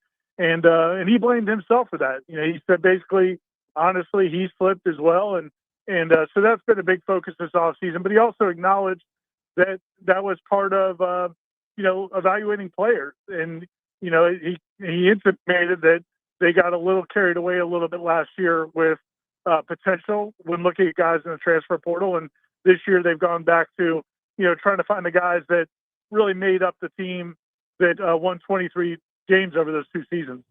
Yeah, and he did talk about how he believes you can recruit it. You can recruit it and you can develop it. He's talking about holding players accountable and having players hold each other accountable to live in it and to get that kind of focus back. It'll be interesting to see with the groups that he's brought in here, the players that he just has brought in recently. We know that many of them, of course, have played at a high level and are hungry, obviously, to bring that here. One of those guys you wrote about, Marqueston Douglas, Biscuit, as we remember him in his time here. What struck out to you when talking to him? I just think it's interesting that he came back here. That didn't seem to have ended on a good note, and yet everything I read in your column seems to suggest that they've, I guess, forgiven each other, for lack of a better term.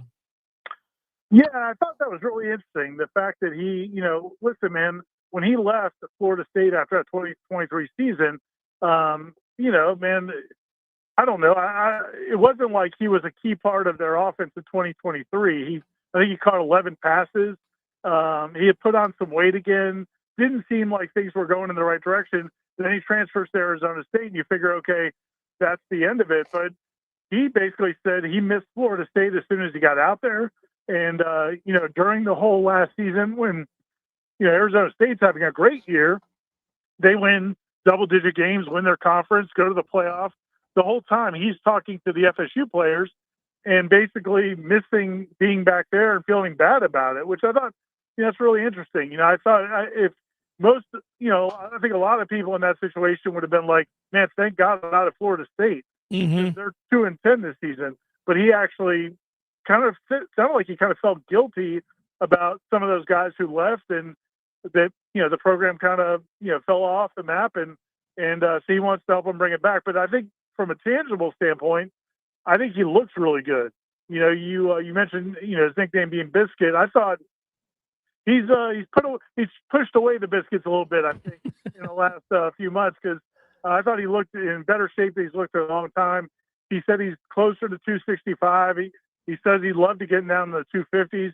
We'll see if that happens. But, yeah, man, he was 285 on paper when he left here. He might have been heavier than that. So I think it's a good sign that he wants to come back in a lot better shape. Well, the weirdest part about him, and I don't want to overstate this, I mean, we are in the offseason, and, we can get all worked up about guys, and we still all need to see him prove it, show and prove, as they say. But the weirdest thing about him is that at 285 or wherever he was, we frequently saw him make plays that did not belie that size. Like, you didn't think that somebody that size would be able to make some of those plays. We know certain coaches even said as much about what his potential was. I think they were bitterly disappointed that he wasn't in great shape. And now if he's fighting like hell to get down to 260, 265, maybe 255, hell, Ira, at that weight, he might be an H-back. He might be somebody used in that role anyhow. Yeah, no, you're absolutely right. And, sometimes when we're at practice, we hear things that we don't report. Right. And there were definitely some comments made to him during that 2023 season about his work ethic. And basically, listen, man, I've heard coaches on that staff tell him they think he's going to make a ton of money in the NFL.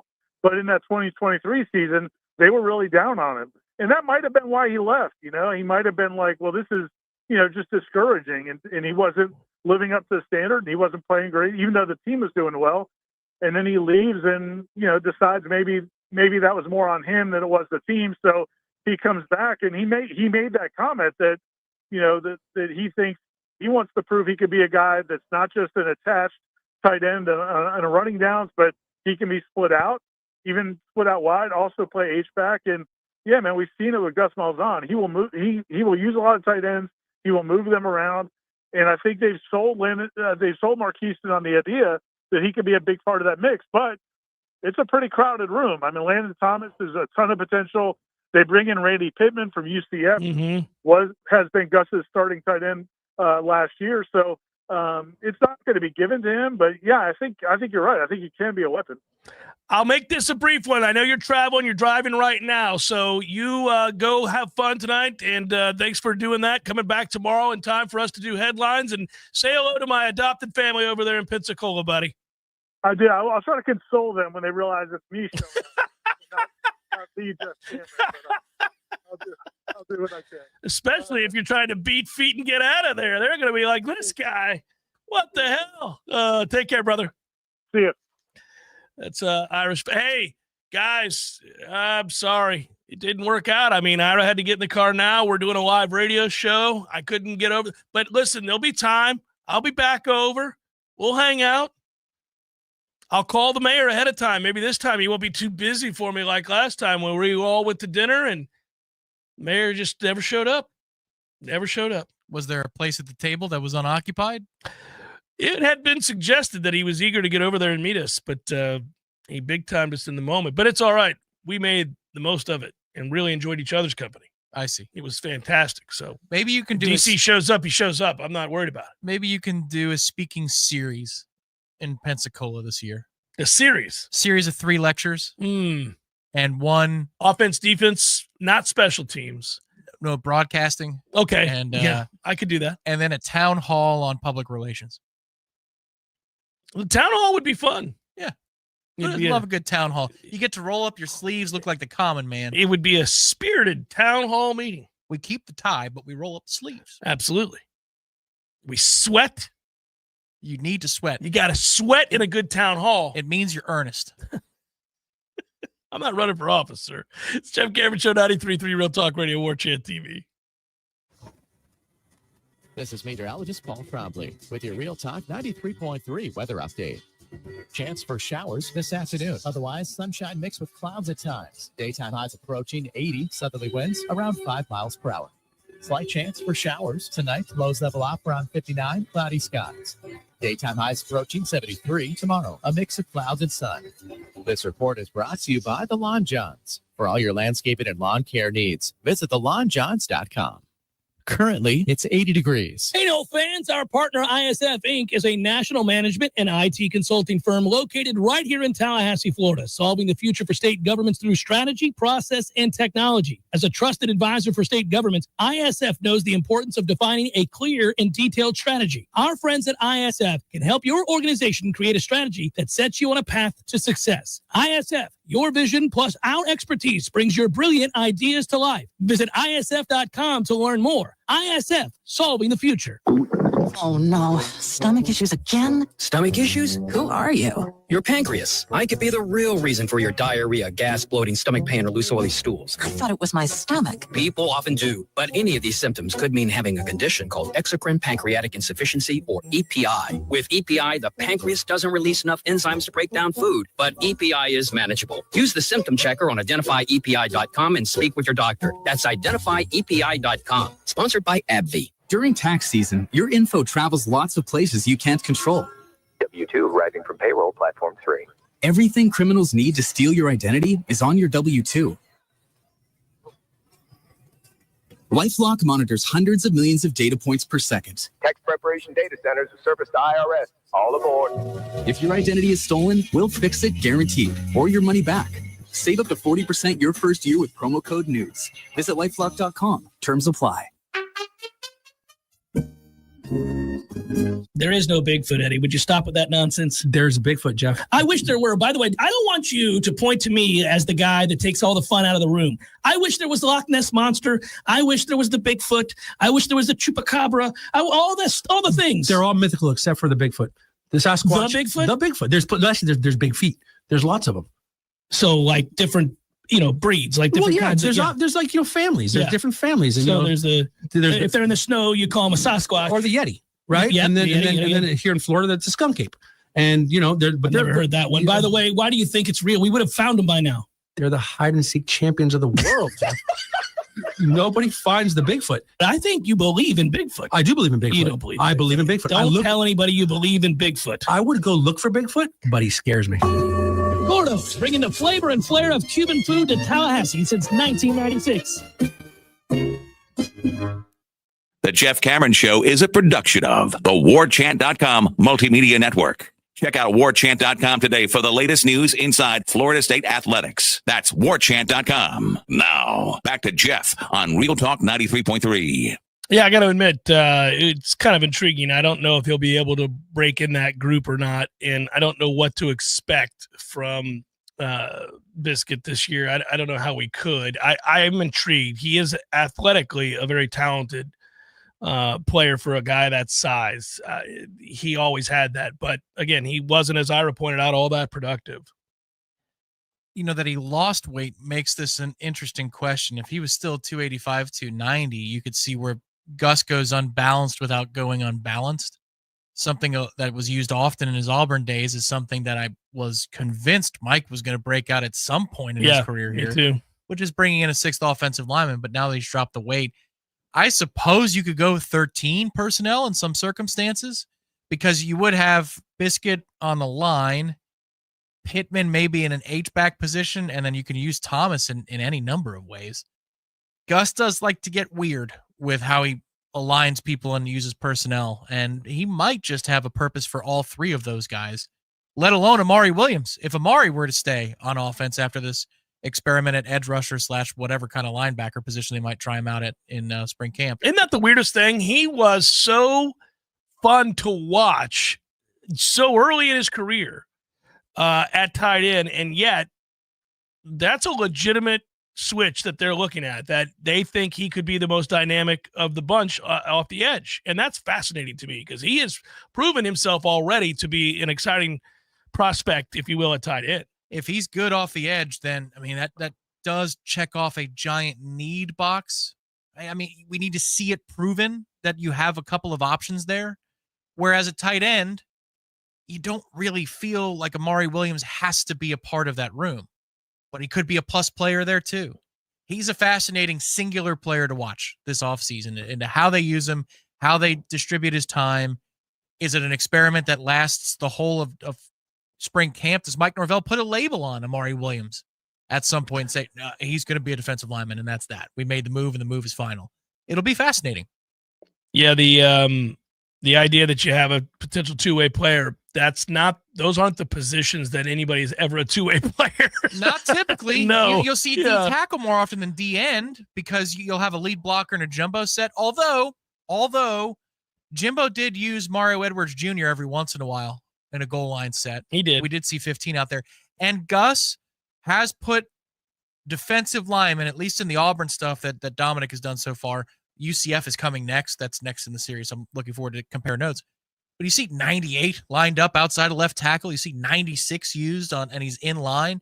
So Amari, I suppose, could still be used two ways. But you have a lot of people in that room. And they like the Lofton kid that they got out of Nebraska, too. Yeah, that's another in that tight end room that you don't think about. They're really long there, too, man. That's a tall, long group. That'll be fascinating to see. It is, I know, partly due to the fact that we were so bad. You're just kind of intrigued by the storylines, but also because we're going to be different in the way that we call offense, difference in the way that we run it, different at quarterback, different across the board, that I will admit that for reasons that have nothing to do with hope. You know, a lot of times you're fueled in the offseason by the hope of the next season, and that hope is, you know, the ball bouncing a certain way and that 3-point loss that you had in this game or that catch that didn't happen that could have, which means the difference between going undefeated or not or whatever. This is very different. This isn't that at all. My intrigue is going to be centered around how different we are, how different we look, what the personnel looks like. I mean, we're running an entirely different scheme defensively. You know, are we able to execute that scheme? Do we have the bodies, the right types of bodies for it? How much more physical are we than we were last year? We have to be a lot more physical, but by definition, we have to be, because Herb, Han, and Gus want to run the ball. That's not passive. Running the football requires you to move people repeatedly against their will. You have to be a dominant physical team to do that. Now, you also have to be able to do things off of that, but we haven't, that's not been our MO. So this will be very interesting to see the changes of personnel, how they're deployed, and what we look like when we get into spring. How do you work combinations if you can't establish the jab? I mean, that's the thing to see on offense. Defensively, what was interesting is Matt observed Tony White saying at the coaches convention this weekend, it's kind of, I don't want to call it a slip up, but a truth about Nebraska versus Syracuse and his times there. Yeah. And he said, well, when we ran my defense at Syracuse, and Matt picked up on that and thought, ooh, might that be a window into why Tony decided to come here? Maybe Matt Rule was insisting that some parts of the scheme were not used or were used.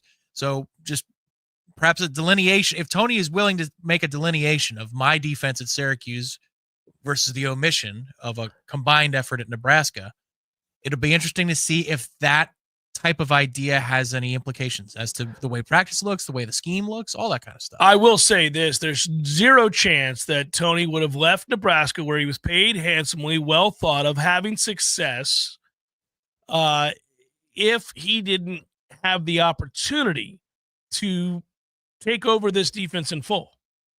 I mean, there's no way he would have left that situation. Again, he's been up for head coaching jobs. He's already well thought of. He had a good year. I mean, they're a blemish or two. There's, that's true of most defenses in any given year. But when you put on the highlight tape of what they did against Ohio State, the eventual national champion, you can feel pretty good about that scheme and about the way that things were executed in that situation, and many others throughout the course of that year. He wouldn't have left if Mike Norvell hadn't said to him, no, it's yours. It's yours to do with what you want, and let's go. And frankly, that's what he should have said and what he should have done to get Tony White in here. And I look forward to that more than anything else. It just sounds as though the audio itself, if you were able to capture audio only of practice, no video, but you could hear start to finish, and you had last year's and the year before and the year before that in one group, and then this year's audio, it seems to me like the 90 minutes to 2 hours of practice that they're about to go through is going to be very different. It's going to sound different. I think so too. I think some people are in for a rude awakening now. I would think if you are, and they get helped out by the fact that they brought in some guys that understand it. Some guys that have run it. Both sides of the ball. Mm-hmm. So they know that. But you've got a coach on one side of the ball on offense that wants to establish the run, that is going to run his quarterback, that is all about that sort of physicality. And you got a guy on the other side of the ball that, in his opening press conference, said, well, you can't talk about being tough. Tough is what happens to you when you practice the right way and you become tough. He used the word impose this weekend in Orlando. I mean, he's about it. And he's talking about tackling drills in the coaches clinic, the different ways of tackling, the snap, the sound he's looking for. Yeah, man. Okay. So that is going to be by definition a very different sounding practice. We are going to see some things, and frankly, that's going to lead to some moments that are a little uncomfortable in practice. And that includes guys getting dinged and the frustrations that come with that and the worry that comes with that. But that's part and parcel to being a physical team. You're going to lose some guys along the way if you have a mandate, if you have a goal to be physical. The only way to become that way is to do it in practice more often. Now, they're never going to go back to the way it was a long time ago. They shouldn't really. But you can do it like we've documented they do it several other places on Tuesdays, for example. They get after it. You can do it in spring if you want to. You can go all out in spring. If you want to. And I'm not saying they have to, but if you really wanted to set a tone, here's your camp. This is it. Because 2 new coordinators, new position coaches underneath them that have come along with them to reinforce the notion. When you get a break from the coordinator yelling at you, the position coach gets right in your face and says, "Oh, you're going to roll your eyes?" Right. No, we're not doing that. We're not doing that. No. And also personnel. You brought personnel in that has done this, that has been a part of those sorts of things. So, yeah, I have a feeling it's going to be a much more physical camp than we've seen in a long time, and I have a feeling it's going to hurt some feelings. And I think you got to run guys out. I think I'm with you on this. I think you've got to find out who's with you and who's against you, who you can trust and who you can't, who's down for this kind of transformation. Gentlemen, I love the concept of leave no man behind, but I am abandoning that concept for this camp. If some kids want to get left behind, you leave them in the dust. This is the camp to prove whether you do or you do not. I mean, yeah, because you've still got time to maybe supplant some of those guys. I don't want to lose 9 guys or something like that, but I could see a situation where somebody goes, this isn't for me. Well, and it's a camp of tremendous opportunity. And that sounds coachish, but think about it. I mean, if you're a safety in this defense, got a brand new coach, brand new coordinator. Wow. Well, this is a money-making year for one of those safeties. I can say that. Absolutely. He's got to go get it. You're a linebacker in this defense. Yeah, you know Papuchis, but you don't know this scheme. So it's going to be a blank slate. Everything you did last year, outside of maybe pursuit from sideline to sideline, I don't care.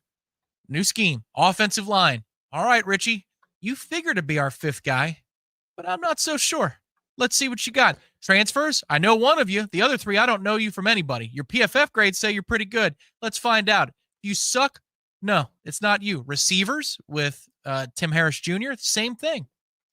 The number 1 player on defense that is going to tell you whether or not he is capable of making this change and then also would help lead the way for other members of this defense that have been here before is Shaheem Brown.